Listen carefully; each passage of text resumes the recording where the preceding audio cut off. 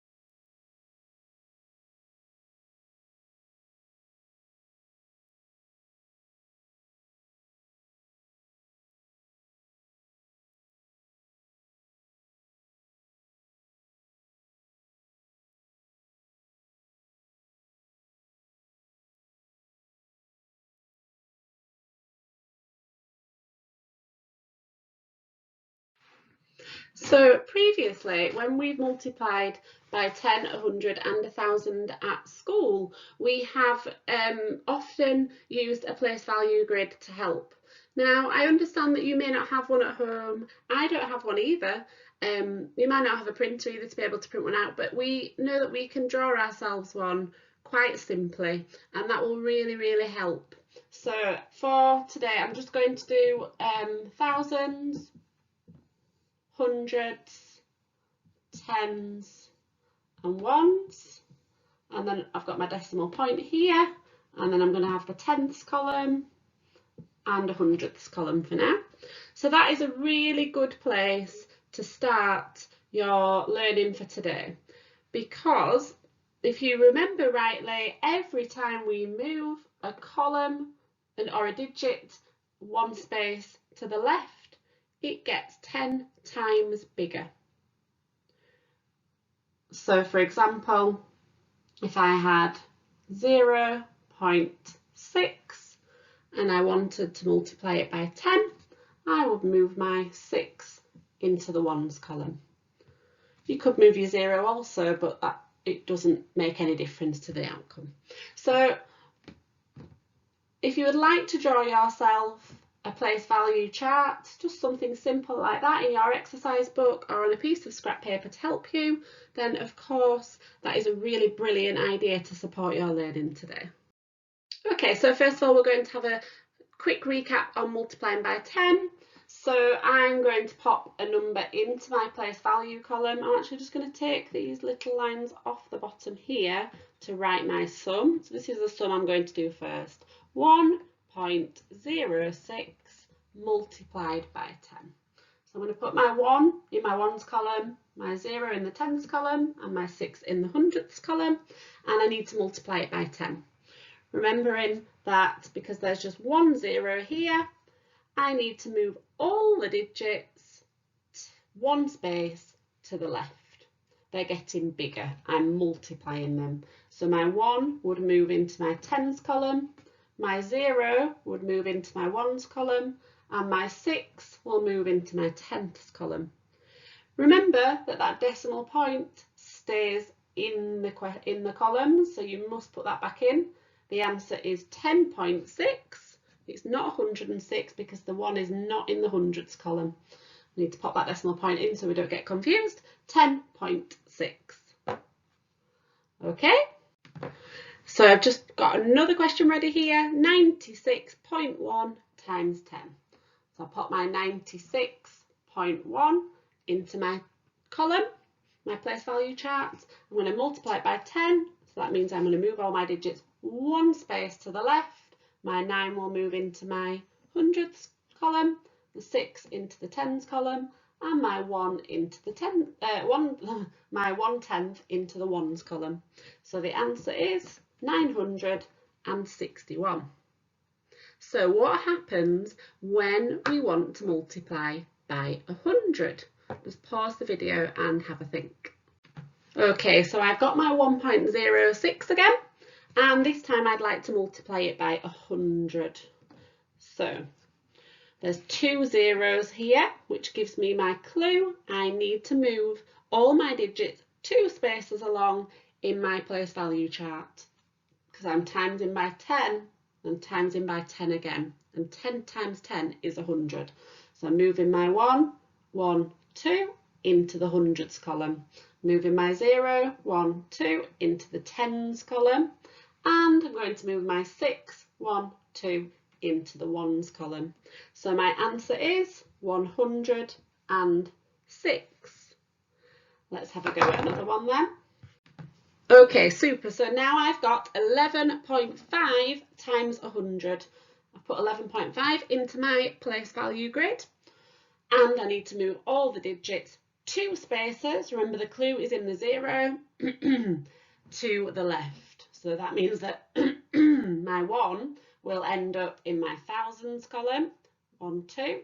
It's in the tens column. This one will end up in the hundreds column, and my 5 will move into the tens column.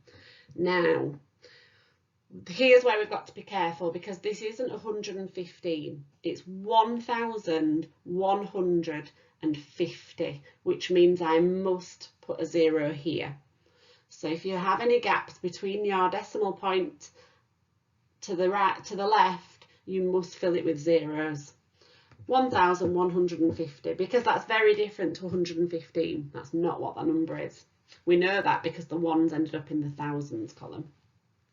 Okay, super. So now I'd like you to have a go at the first page of questions that are on Seesaw and see how we get on.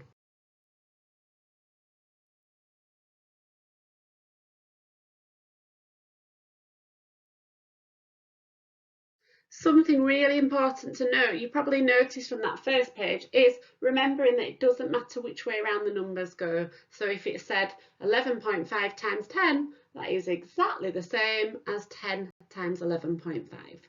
Okay, now we're going to just have a look at multiplying by 1,000 quickly. So let's have a look at an example. So 5.17 multiplied by 1,000.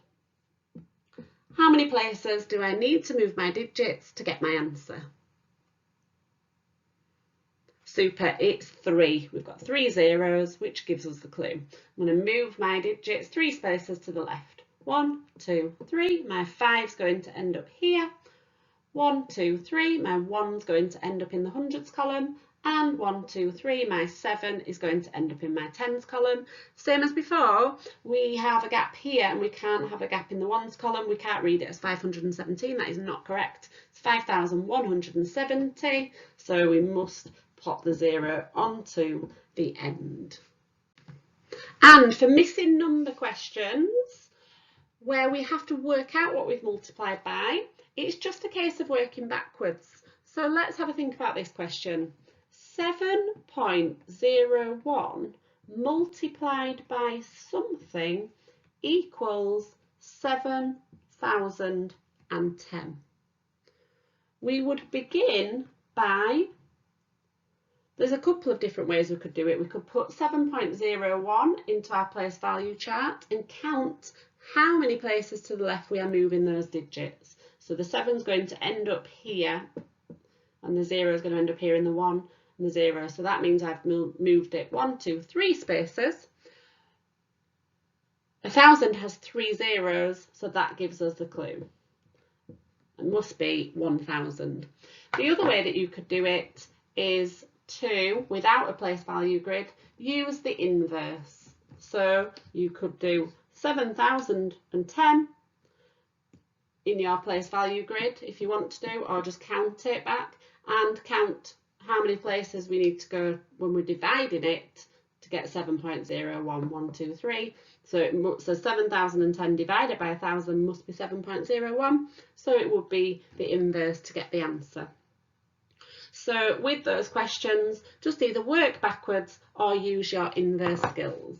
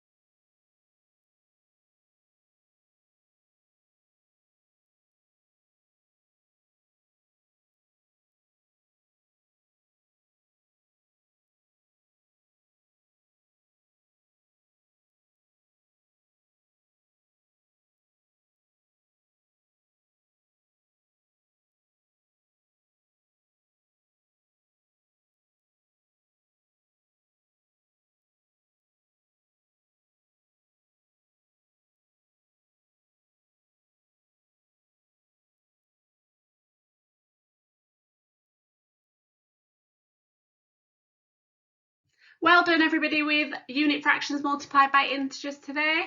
I'd like you to make sure you've got a different coloured pen or pencil either on Seesaw or in your exercise book, and I'd like you to have a look at the following slides for the answers. Please remember, big smiley face if you're correct, but please do see if you can spot and correct any errors as well.